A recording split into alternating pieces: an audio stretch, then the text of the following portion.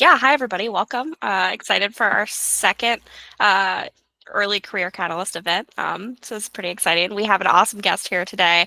One of my coworkers from Protein Tech and an awesome team member, Dr. Afrida Rahman-Enyart. So Afrida is our senior scientific liaison and product manager at Protein Tech, which is like the coolest job in the world. She gets to just talk science and nerd out all day with people, which is amazing. So she's going to be talking to us about how sort of her career path went and also how to make the most out of networking at conferences, which I know a lot of us in science are introverts. So that's definitely something that I need help with, that I feel like a lot of people need help with. So yeah, Afrida, I'll just hand it over to you if you want to get started. Awesome. Thanks so much, Tara. Um, yeah, let me go ahead and share my slides.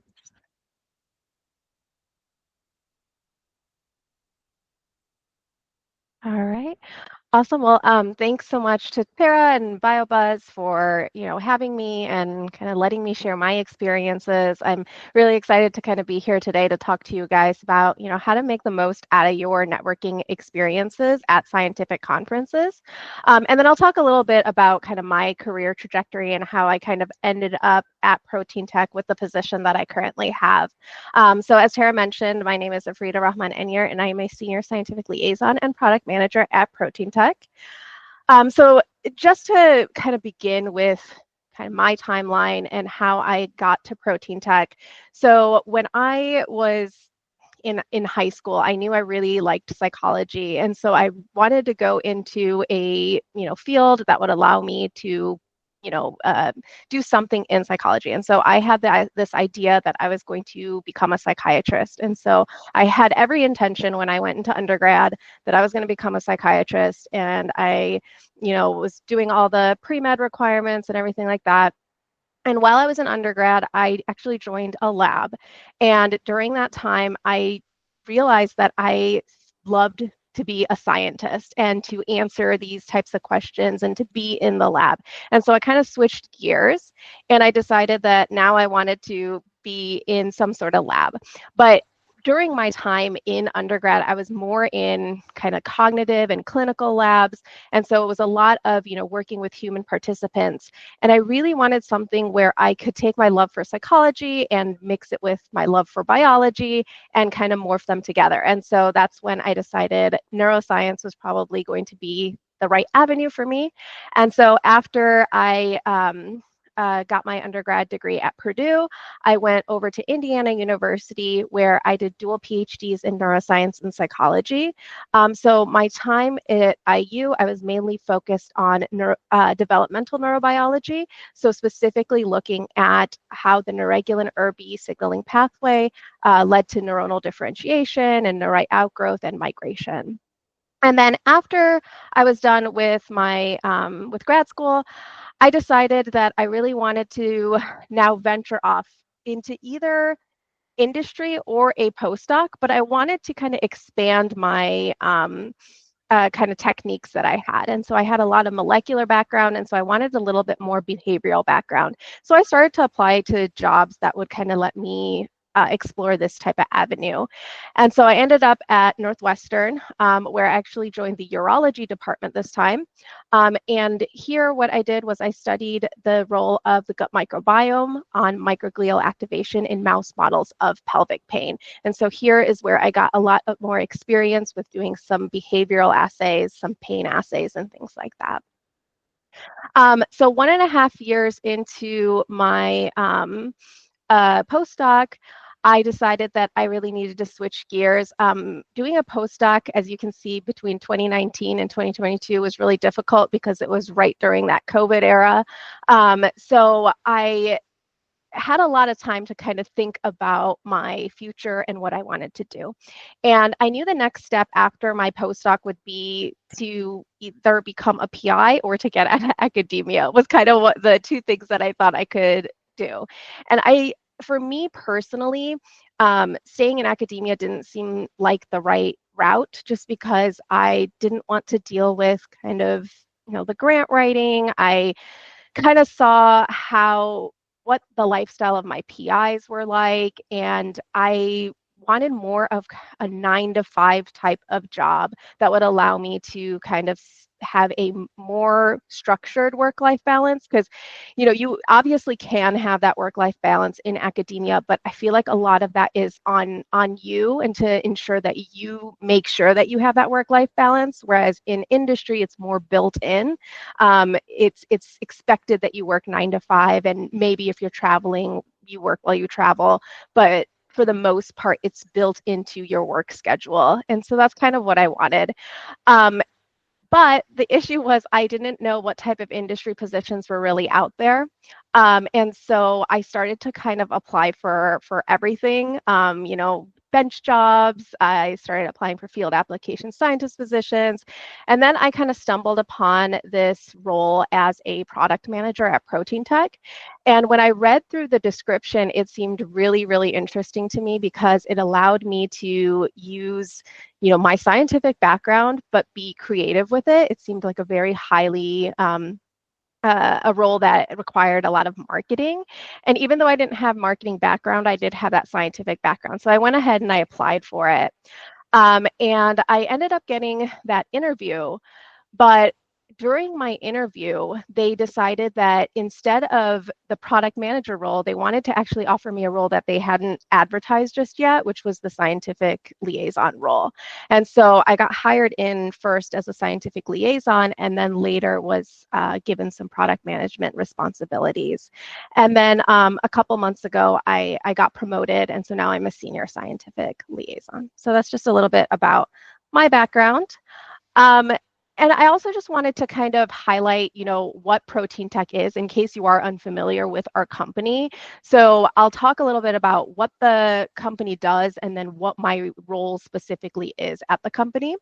So our bread and butter at Protein Tech is really going to be our antibodies. So at the heart of it, we're really an antibody company, but we sell much, much more than that as well. But that's kind of where we started. So we have a really large portfolio of antibodies that encompass over 14,000 targets and many different research areas. We also offer ELISA kits and IHC kits, as well as antibody labeling kits and cell separation kits. And then within our Protein Tech brand, we also have our humankind cytokines and growth factors. And so all our proteins are expressed in human HEC293 cells so that they can have the native folding and post-translational modifications and glycosylation that you would expect to see in human proteins. We also have our Chromatech branded nanobody-based reagents. And so nanobodies are about 10 times smaller than traditional antibodies, and they can bind with really high affinity. So they're great for things like immunoprecipitation, super resolution microscopy, and protein purification. And then we also have a subsidiary of Protein Tech known as Protein Tech Genomics, and they manufacture antibodies that are conjugated to oligonucleotides for single cell RNA sequencing. So that's just a very quick overview of kind of what Protein Tech is and kind of what we offer. And so my role at Protein Tech as a scientific liaison and product manager is kind of diverse. So if you look at jobs at different companies, a product manager means something different at every different company. It kind of depends on what they want the product manager to focus on. So you have product managers that can be more focused on marketing. You can have product managers that are more focused on R&D. At Protein Tech, we're a little bit of both. So there's kind of a lot of things that kind of fall into the category of product management. But I want to first start off with kind of what my role as a scientific liaison is. So my main role as a liaison is to kind of provide workshops for external external like customers, and go and travel to different institutions. So I travel quite a bit in North America, so the US and Canada, and I will go to different universities and give careers workshops very similar to this, or I will talk about something technical, like I'll do a Western blot workshop or a immunofluorescence workshop, something like that. I also am responsible for running our technical webinars. So every month, Protein Tech does 1 or 2 webinars. And so I organize these either by inviting an external speaker or by, kind of recruiting internal speakers. I know Tara was on one of our webinars, one of our career webinars too. So just kind of making that schedule and kind of organizing these webinars. I also do a lot of scientific content writing. So this is through blog writing, email content, social media posts, or any sort of flyers like product focuses. I attend a lot of conferences and create a lot of the materials that you see at conferences. I am responsible for forming and maintaining collaborations with people, whether this is to, test out our products or if they are going to be an external writer for us. So kind of managing all these types of relationships. From kind of the product management side, I'm responsible for managing all collateral when a new product launches. So each of the product managers at Protein Tech are responsible for certain product portfolios. So for example, mine are polyclonal antibodies, Western blot antibodies, antibodies for neuroscience, epigenetics, and organelles. So anytime something launches in one of these categories, I'm responsible for all the collateral. So does the website look good? Is the product stocked in all locations? Do we have the appropriate flyers and whatnot to kind of aid the sales team and our marketing team when they go out and talk to customers? Kind of on that note, I'm also responsible for providing any of that technical training to our sales and marketing teams. So once a product launches, informing them, who might be a good customer to sell this to, and some of the science that goes behind these products as well. And then I'm also responsible for analyzing the product performance. So in my portfolio, I want to make sure that all my products are performing well. And if they're not performing well, I want to identify why they're not performing well and what type of actions I can take in order to kind of change that. How can I work with the sales team and the marketing team to kind of help boost those sales? Or if something surprisingly is doing really, really well all of a sudden, why is that? And can we kind of ride on that a little bit more? All right, so that's just a little bit about my background and what I do at Protein Tech. So now to kind of get into the meat of everything. So networking, that's what we're going to talk about. Networking. So I was always told to do this, but I was never taught how, right? So that was the first thing when I went to grad school. I remember my very first year, I went to the Society for Neuroscience conference. It's a massive conference with 30,000 people. And my advisor was like, remember to network. And as Tara mentioned, for people who are introverted, that's very difficult to just suddenly talk to somebody. And I'll admit that, being extroverted does not come naturally to me. It's something that I have to kind of practice and to, think about some of these like tips that I'm going to be addressing today. Of course, we all know the importance of networking and why we want to do it, right? So it allows you to talk to people who have similar research interests as you so that you can share knowledge or establish any sort of professional connections or collaborate with them. It also gives you the ability to possibly advance your career because these people might know about certain jobs that you might be good for or might be able to answer any questions you have on a certain career. So there's a lot of benefits that come from networking with people at conferences. And so today I'm going to be talking about 8 tips for networking at scientific conferences. So the first tip is going to be before the conference even happens, knowing what you want in a connection. So going in with some sort of plan. Who are you looking for in a connection, right? So are you looking for a collaborator? Are you looking for a job? So first identify that.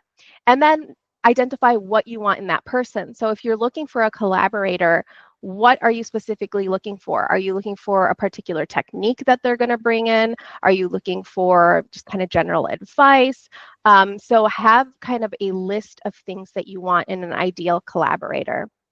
If you're looking for a job opportunity, go and kind of look into what types of jobs you might be interested in. Is there a particular type of company? Are you looking for something in biotech, in pharma? Are you looking for something that's off the bench, or are you wanting an R&D position? So kind of having these thoughts in your mind, not necessarily to the T, knowing exactly what you want, but having something that'll direct who you can potentially reach out to and talk to will help you kind of organize and keep everything on track. The second tip is going to be, of course, figuring out who you want to meet and reaching out to them before the conference starts. So the best way to do this is going to be to first identify who's attending the conference. And so if you look through the conference program, you can look up, who are the keynote speakers, who are people who are going to be giving talks, who are going to be presenting posters, and then you can go through and identify people that have similar scientific goals as you, or maybe people who are leaders in your field that can help guide you in a certain direction, or who might know people that are maybe even in their lab that would be good collaborators, and also people who hold positions you find interesting. So it doesn't necessarily have to be, just academia. There's also, people, there's going to be vendors there. So if you're interested in a particular position in industry, you can find out who's going there, and talk to them about kind of their job. So what you want to do is, when you identify these people, you of course want to first reach out before the conference has started. And you can do this by either social media or email. I generally recommend social media just because it's much easier to talk on social media. You don't have to be as formal. It's much harder to kind of draft up an email. And the second thing is that it makes it easier for someone to respond to you, because how many times do you get an email where you're just like, I don't know if this is legit or not, but I don't want to spend time figuring it out. And so you end up kind of ignoring that email. Whereas with, if you message them on LinkedIn, there's a profile already linked to there. And so you can look at the person's picture, you can, see what their background is, and it's really easy to kind of humanize somebody. So I would recommend reaching out by social media. And basically what you just want to do is you want to first express your interest in kind of what they are doing, and then talk about, what you are personally looking for, and then ask if they're willing to meet up. And it doesn't have to be something super formal. Like, you can ask them to meet up for coffee, or you could just even be like, hey, we're probably going to be at the same posters. Do you just want to meet up during this poster session for a few minutes to chat? So the third tip that we have is use your past connections. So a lot of the advice that I'm giving today is about, how to connect with new people at scientific conferences. But you want to make sure that you are also nurturing the past connections that you've made at conferences as well. So what you want to do is you want to first identify who that is going to this upcoming conference, and reach out to them and let them know that you are also attending, and then ask if they're willing to meet up. So it's really important to kind of nurture these past connections as well, because they can then potentially introduce you to people that are in their network. And then it allows you to kind of expand your web through referrals. So it's much better than, if you're just cold messaging someone who doesn't really know you, versus someone who can vouch for you and say, oh yeah, I've collaborated with this person, or, I met this person at this conference. So just kind of having that more referral aspect of it. Talk about something fun. So that's number 4. This is really important, because think about when you go to a conference and how many people you talk to, and how many of those interactions you actually remember. So in order to kind of stand out, you just want to make sure that you let your personality shine. Talk about things like your hobbies, or if you've identified a shared interest with the person you're networking with, talk about that, or chat about, if you've done any sightseeing in the city that you're in. And these kind of interactions tend to be more memorable, just because during that conference you're talking a lot about, very dense material, and sometimes it can all get lost because it ends up all being very similar. And so in order to kind of just stick out, just don't be afraid to, not talk about science for a little bit and just talk about something more fun. Not that science isn't fun, but if it's all you're talking about. Your fifth tip is going to be utilizing the poster sessions. So the poster sessions are a great place to network because they are designed for networking. They're designed to stimulate scientific conversations. So it's going to be a natural place where you can identify if someone might be a good collaborator, a good connection for you. If you are presenting a poster yourself, that's great, because then you're standing there and it will attract people to you who have similar research interests as you do. And so what you want to make sure is that if you're presenting a poster, keep your resumes handy in case you need to give your resume to somebody, or even, like a business card, or you can have a QR code that goes to your LinkedIn, just something that will allow someone to reach out to you after the conference is over, or even kind of remind them that they talked to you.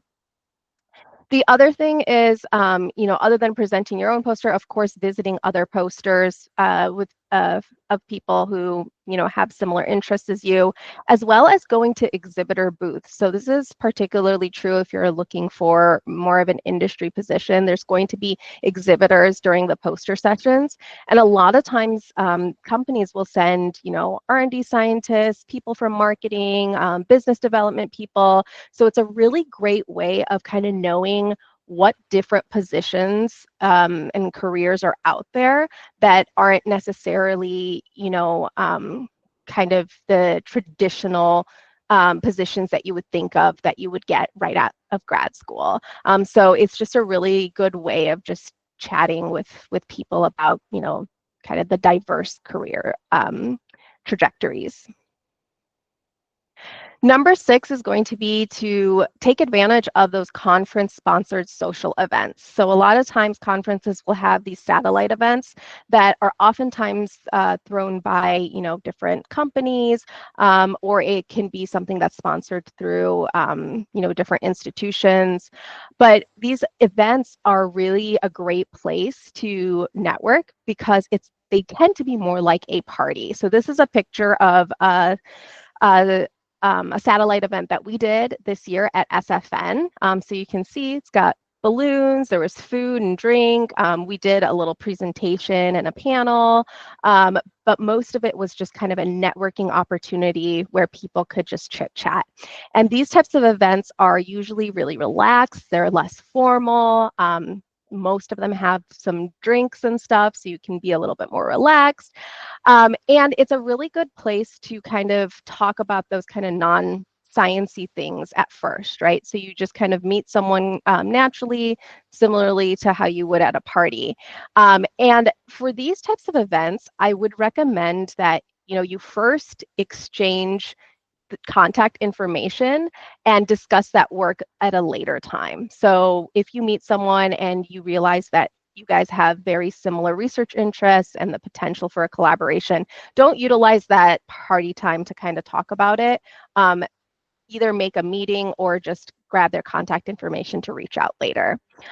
One nice thing about these types of events is that these interactions usually are much more memorable because it's not necessarily a part of the conference, right? So a lot of times the types of conversations or presentations and posters, they all get lost in kind of that conference activity day. But during the night, it's a little bit different. It's not always associated with the conference. And so these interactions usually are a little bit more memorable. Number 7 is going to be after the conference, so follow up. So I'm sure you guys are all aware when you guys go and talk to people at conferences, you don't remember every single interaction.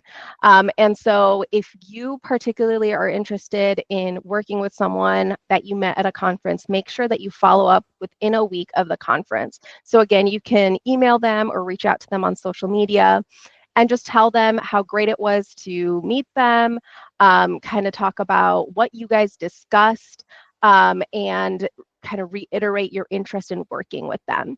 And it's really key to reference specific points from your conversation that you had with them, for two reasons. One, because it shows that you are really interested in working with them because you took that initiative to reach out to them and you remember what you talked about.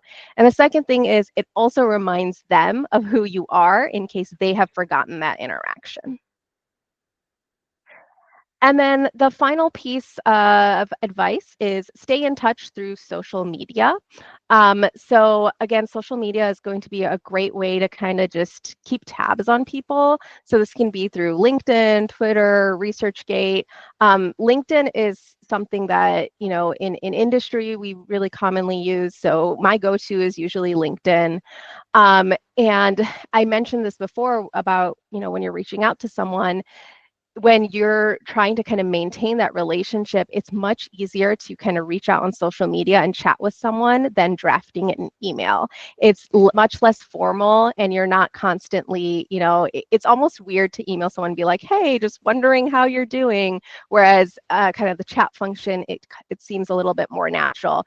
The other reason is because people tend to post. And so you can always just kind of engage with their posts as a way of kind of keeping yourself kind of on the top of their minds, and kind of, you know, staying in touch with them. So if they are posting things, make sure that you engage with their posts, either through sharing, commenting, or reacting. And the other nice thing about kind of staying in touch through social media is that it allows you to also stay informed, right? So if they have some sort of job update or if they've learned a new skill, you can kind of keep tabs on this and reach out if, you know, you think that a new skill that they learned could really benefit the project you're working on, or vice versa. Someone could reach out to you if you are posting about any sort of updates on your career. So hopefully those were kind of helpful tips that will help you kind of make the most out of your networking experience, you know, going in and making sure that you first know what you want in a connection, figuring out who you want to meet and reach out, making sure that you kind of utilize those past connections you've made, making sure that you let your personality shine and talk about something fun, utilize those poster sessions, go to any sort of satellite events, follow up, and make sure that you stay in touch through social media. So with that, I would just like to thank everyone. If you have any questions that aren't answered during the Q&A session, please feel free to email me at afrida@ptglab.com, or I'm sure Tara would not mind if you emailed her any questions at tara@ptglab.com, and then feel free to connect with me on LinkedIn.